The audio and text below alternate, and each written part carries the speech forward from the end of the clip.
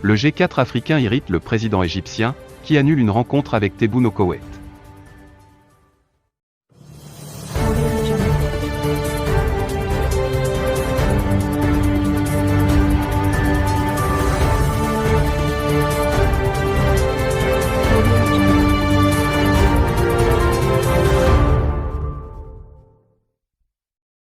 Le président égyptien, Abdel Fattah al-Sisi, vient de quitter précipitamment le Koweït pour ne pas avoir à rencontrer le président algérien, Abdelmajid Tebboune. En cause, la récente création du G4 africain, un regroupement réunissant l'Algérie, l'Afrique du Sud, le Nigeria et l'Éthiopie, mais aussi des désaccords sur nombre d'autres dossiers. Initialement prévu dans la capitale koweïtienne, le 23 février dernier, un sommet tripartite entre l'émir du Koweït et les présidents algériens et égyptiens n'a finalement pas eu lieu. Selon le site arabophone arabicpost.net, diffusé depuis Istanbul, en Turquie, le président égyptien Abdel Fattah al-Sisi, très remonté contre les agissements diplomatiques du régime algérien, aurait quitté le Koweït quelques heures seulement avant l'arrivée du président algérien. Les deux chefs d'État, qui venaient d'assister à Doha à une rencontre entre pays exportateurs de gaz naturel, avaient prévu une autre rencontre au Koweït, où leurs visites respectives étaient programmées à la même date du 22 au 23 février, toujours selon Arabic Post, qui relaie des informations sur cette rencontre qui avait été annoncée à la fois par des médias égyptiens, algériens et koweïtiens.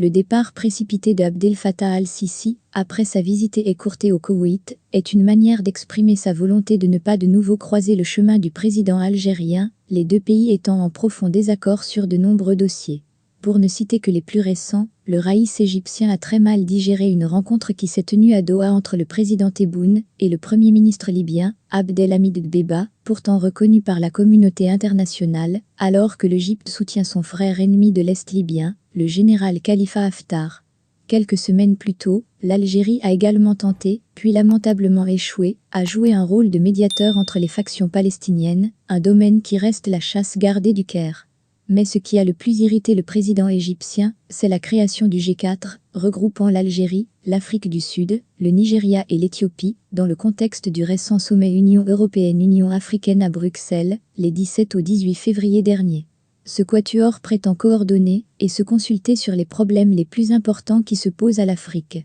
C'est un communiqué de la présidence nigériane qui avait annoncé, le 18 février, la création du G4 africain, une plateforme qui se donne pour but de coordonner, analyser, se concerter et trouver des solutions aux défis du continent, selon un communiqué de la présidence nigériane. L'initiative a fortement déplu au Caire, car l'Égypte considère que la présence de l'Éthiopie dans ce groupe, encore virtuel, est de nature à contrer ses intérêts stratégiques, et tout particulièrement son profond désaccord avec Addis Abeba sur la question du barrage de la Renaissance et le débit des eaux du Nil. Aux yeux du Caire, Alger semble donc avoir désormais choisi son camp, d'où cette fin de non-recevoir opposée par le président al-Sisi à Tebboune. Un autre pays ne doit pas regarder d'un bon œil cette annonce de la création du G4 africain, le Maroc, eu égard à l'hostilité patente d'Alger et de Pretoria envers l'intégrité territoriale du royaume. La création de ce groupement devrait donc davantage accentuer les divisions en Afrique et donc menacer au premier chef les instances de l'Union africaine qui risquent de se retrouver vidées de leur substance.